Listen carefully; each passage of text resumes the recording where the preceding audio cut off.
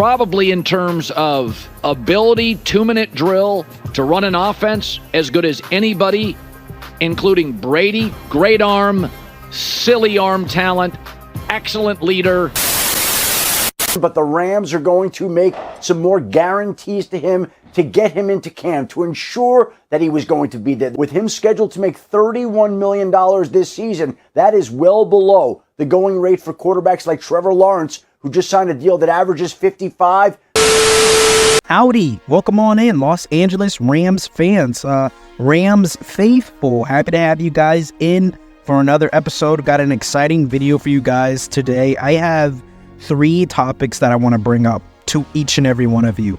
And, revolving these 3 topics, I think you can definitely say that these topics are actual key indicators, key factors that would give you guys a legit successful season. If these 3 things happen, you guys are going to be hosting a Lombardi Trophy or at that NFC Championship game, and or you're just going to love your season. We can't guarantee Super Bowls at any point in time, because I think this is a weird point in time, but it's pretty competitive. It's pretty competitive in the NFC. The road to get to the championship, the road to get to that NFC conference game, it's going to be very, very difficult for every single team in that conference. But more so, why? How are you guys going to get there? What'll be the 3 main things of y'all getting there? And as you guys saw from the intro, Matthew Stafford, him being in the building, him being able to be up and ready to go into work, to go into training camp, and him being at OTAs, him being at those, mini mandatory camps, him doing the little things throughout the season, him not taking the fines, him not taking the hits. It's good to know that your future Hall of Fame quarterback, his mind's in the right place. He just loves the game of football, and we've talked about this so many times. He's just a football player. And so having him already out there, and it was being speculated that he was going to miss days at training camp, I think that's BS. I think that's just people trying to make some type of hit piece or whatever you have. But I believe if the deal wasn't done, if the deal wasn't taken care of, he was still going to show up. I think he's just a guy who just loves the game of ball, and it's a thing with his agents. It's a behind-the-scenes thing. Hey, this is where you're valued at, and it makes sense.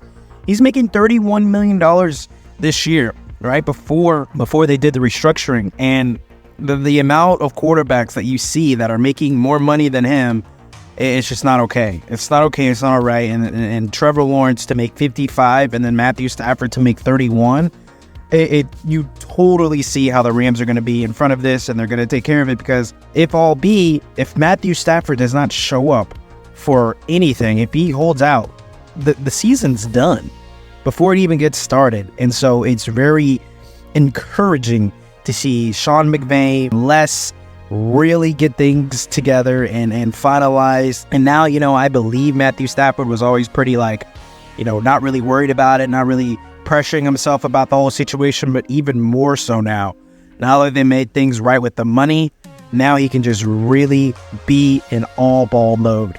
And so that's probably the main thing, Matthew Stafford getting his money. And then also, this is still in point 1, but factor 1, it's his health for the entire season. It's truly important, truly important.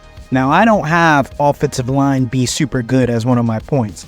That goes into the fact of Matthew Stafford being very, very healthy. He's won a Super Bowl where the offensive line wasn't, dipper and dapper. It wasn't the greatest thing in the world, but it did have Andrew Whitworth. So if it can be a possibility that any of these offensive linemen, preferably the left tackle, my point is you don't need all the guys to be dogs. Matthew Stafford is a dog enough to where you just need them to be good enough for him to be healthy. That's all this is all about. He still has a talent. He still has the resources with his arm, his angles with his arm. He has the quick release. So that's the key thing. And then moving into the second key factor that I believe is very, very important for you guys and being successful this upcoming season, it's the defensive line. I know there's a lot of issues with the safety department. I believe that the safety department is going to be in good company. I just personally believe you guys did a lot of great things this past offseason with bringing in guys within that secondary department. I am just completely hyped for Cam Kitchens. He's even as a rookie safety in this league. I really like his game. But what matters more, and the thing that we really went back and forth in the playoffs last year where things didn't end very well for you guys in that Lions game, was the unfortunate the absence of a pass rush. The absence of a pass rush. This upcoming season is so important because you have rookie Jared Verse, and then you have Braden Fisk. But even more importantly, you have freaking make it or break it, be the boss or be the employee type of energy for Byron Young and, of course, Kobe Turner, two vets who I think we can all agree are absolute dogs. But the reason why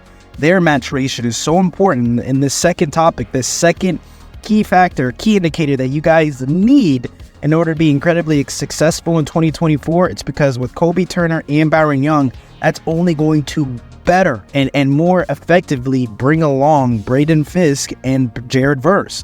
This is going to be an absolute impact unit. This unit is going to breathe life into the entire team, not just the secondary, not just the defense within itself, but this defensive line can bring legitimate poise and comfort and relaxation and take a lot of pressure off the offense. And, you know, people don't talk about that enough. And I think last year, the defense was okay. They made a lot of plays, but the inconsistencies with pass rush, it makes it harder for Matthew Stafford and the offense because everything's like, hey, we got to score. Hey, we got to put up points. Hey, we got to continuously keep their offense off the field, keep their defense on the field. Now you don't have to do that with the offense. Now the offense can have a little bit of a breathing room, like, hey, go ball out, go score, but you don't have the pressures of, if you don't score, we will lose. And so that's why it's super, super important for this young defensive line unit to come together, to really be there for each other. And I would encourage each and every one of you, I forget what the name it's called, I think it's like Behind the Grind, the little episodes that with the Rams media, they'll bring it out. I definitely advise all of you to go watch it. I think it's about 30 minutes. Super impactful with information with giving the Rams what they are planning to be like in 2024. And there's this beautiful moment with Kobe Turner talking about Braden Fisk. And I would encourage you all to go and listen to exactly what he says. There's something about Braden Fisk where he was like, yo, this dude is good in my book. I'm ready to freaking ride for my teammate. And so that's where my eyes are going to be at the beginning of the season. Is this defensive line? Are they explosive off the ball? Are they playing together? Or what's their body language when they get beat with the deep ball within their secondary? Are they upset? Are they getting back to the line making plays? So all of that is super important. All of that I'm super hyped for. But the main thing is the main thing. And I do fear, and I'm not upset, but I do fear that a lot of people aren't talking about this. And it's not that they don't want it to happen. It's not that they don't think it's happening, but it's the fact that reality is reality. We have Puka, who is a phenomenal wide receiver in the National Football League, had a phenomenal rookie campaign, but we need him to literally do it again, right? That's exactly what you need. You can't have a Puka, a guy who we all like, we admire, we respect him. He is this big kid that just loves to compete, just loves football. He's very emotional about it. We love it. We all love it. But we cannot detour from the goal. And that's for him to exactly do what he did last year. Exactly what he did last year. There have been a litany amount of receivers as rookies who had good seasons, and that next year it just wasn't the same, or it was a little bit slower, or the timing was off, or they got hurt, or something of that magnitude. And so the reason why it's so important for Puka to have his season is because Cooper Kupp, hey, how we doing? Welcome back to the party. If Puka can do what he did last year and being that number one wide receiver when Cooper Kupp was out, we have Matthew Stafford, who is a Hall of Fame ballot type dude. He is going to be throwing the ball to two number one wide receivers. And so people want to talk about what Joe Burrow has with having T. Higgins and having Jamar Chase. Guys, you guys have Puka, Nacua, and Cooper Kupp. That's amazing, absolutely amazing company to have in your wide receiver room. That's absolutely phenomenal.